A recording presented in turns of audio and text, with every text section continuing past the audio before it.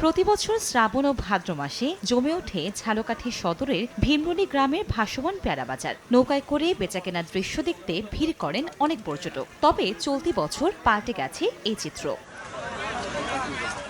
এলাকাবাসী জানান, পেয়ারা বিক্রির মৌসুম অর্ধেক পার হলেও নেই আগের মতো পর্যটক। দেশের চলমান পরিস্থিতির কারণে ভাটা পড়েছে বেচাকেনাতেও। আসছেন না পর্যাপ্ত পাইকারি ব্যবসায়ী। প্রতিমণ পেয়ারার দাম কমেছে 200 থেকে 400 টাকা পর্যন্ত। ব্যবসায়ী ও বাগানীরা জানান, ঘূর্ণিঝড় রেমালে ক্ষতিগ্রস্ত হওয়ার পর ঘুরে দাঁড়ানোর সময়ে রাজনৈতিক অস্থিরতার কারণে পেয়ারা শিল্পে লোকসান গুনছেন তারা।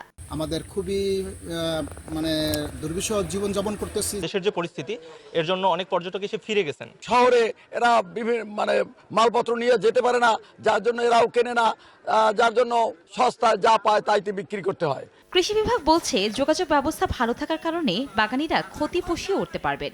অর্ধেক পাউডারে দ্বিগুণ উজ্জ্বলতা। নতুন রিন অ্যাডভান্সড অর্ধেক পাউডারে দ্বিগুণ উজ্জ্বলতা।